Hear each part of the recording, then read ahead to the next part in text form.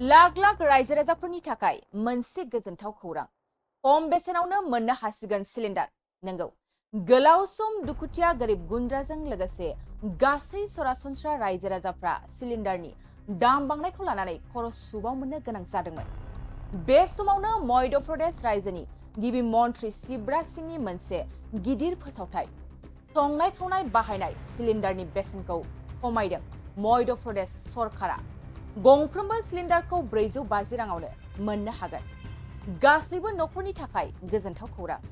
मध्य प्रदेशनि गिबि मन्थ्रि शिवराज सिंह सरकारनि मोनसे फोसावथाय गंफ्रोमबो गेसआव 450 राङावनो मोनगोन आरो दानफ्रोमबो 250 रां ब'नास मोननो हागोन। लाडली बेहना आसनिनि जोहै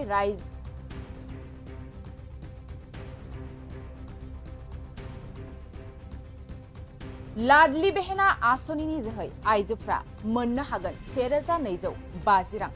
राखि पूर्णिमायाव आइजोफ्रा मोननो हागोन 1250 रां। फिन बुंफिनदों गंफ्रोमबो सिलिन्डारखौ 450 राङावनो मोननो हागोन। गासैबो नखरनि थाखाय गोजोनथाव खौरां। मध्य प्रदेशनि गिबि मन्थ्रि शिवराज सिंह सरकारनि मोनसे फोसावथाय गंफ्रोमबो गेसआव 450 राङावनो मोनगोन आरो दानफ्रोमबो 250 रां ब'नास मोननो हागोन। लाडली बेहना आसनिनि जोहै आइजोफ्रा मोननो हागोन 1250 रां। राखि पूर्णिमायाव आइजोफ्रा मोननो हागोन 1250 रां।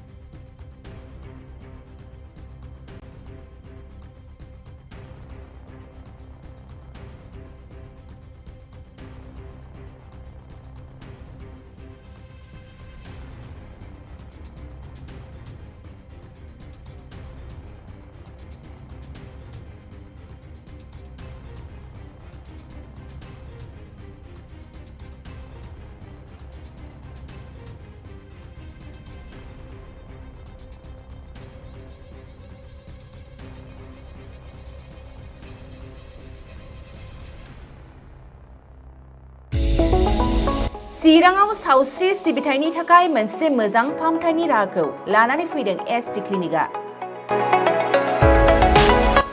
आथिखालाव सुबुंनि देहायाव नुजाथिबाय थानाय डायबिटिस बेरामनि थाखाय मोजां फाहामथाय होयो एसडी क्लिनिकआ। चिरां जिल्लानि एसबीआई काजलगाव ब्रान्चनि लांगोनायाव फसंनाय एसडी क्लिनिकआव डायबिटिस बेरामनि अनगायैबो फाहामथाय होबावगोन लिभारनि जेंना आरो माखासे सरासनस्रा बेमारफोर। बे एसडी क्लिनिकआव डायबिटिस बेरामनि फाहामथायखौ होगोन जर'खा फाहामगिरि डक्टर समिक देबा। नोंथांमोना फुं आरो मोनाबिलि समावबो बे क्लिनिकआव फाहामथाय लानो हागोन। डक्टर, लेबरेटरि, मुलि, इसिजि सिबिथायनि खाबुफोरखौ बे एसडी क्लिनिकआव मोनजोबगोन।